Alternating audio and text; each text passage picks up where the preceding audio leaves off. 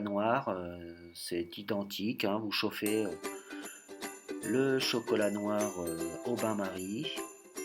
Très important de le faire cuire au bain-marie, hein, sinon ça brûlerait le chocolat. Et puis vous extrayez le bol et vous le sortez du feu. Et là, vous continuez de fondre le chocolat et vous incorporez la crème, cette fois liquide mais chaude, directement dans le chocolat. Une fois que c'est fait, vous incorporez la suite de la crème liquide, cette fois froide, et vous remuez jusqu'à obtenir une pâte onctueuse, jusqu'à qu'il n'y ait plus de couleur blanche sur les côtés, et au frigo pendant 2 heures. Ensuite, on va faire la petite génoise pour le deuxième étage du gâteau. Donc pour cela, il vous faut 2 œufs, du sucre, le sucre vanillé. Vous fouettez très largement avec un batteur. Ensuite, vous tamisez la farine et on les incorpore directement la farine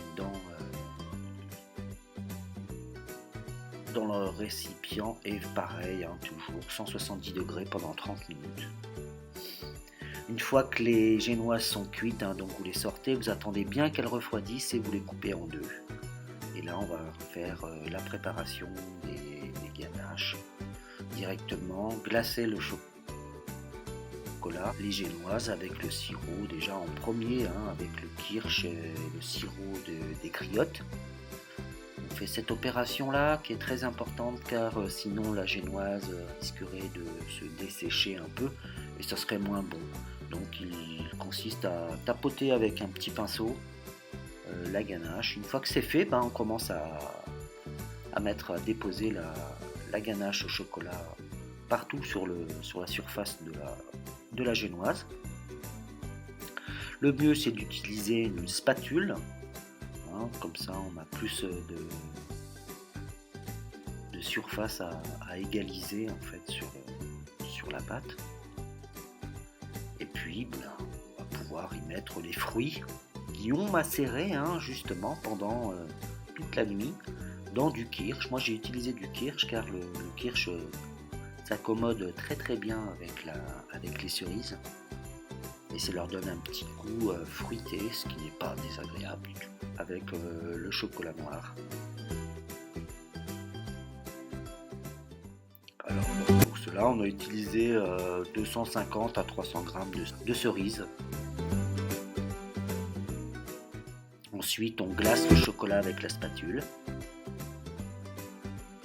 autour du chocolat, donner une belle forme. Et puis pour l'autre génoise, donc on répète l'opération avec cette fois un sirop à 30. Donc c'est un petit peu d'eau, beaucoup de sucre, environ la moitié de sucre, 10 centilitres d'eau et puis on rajoute le sirop de poire et de l'eau de vie. Et on remet à un petit feu le tout jusqu'à porter à ébullition. Et une fois que c'est très chaud, on peut commencer à tamiser ça pour les génoises.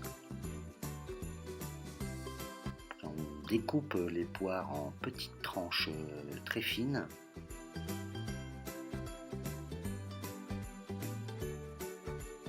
Et on va pouvoir mettre la mousse au chocolat blanc sur le gâteau.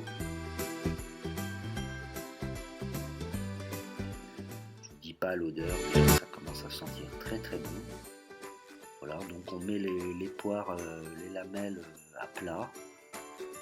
N'hésite pas à en mettre une bonne quantité, mais de façon assez organisée, de façon à faire une belle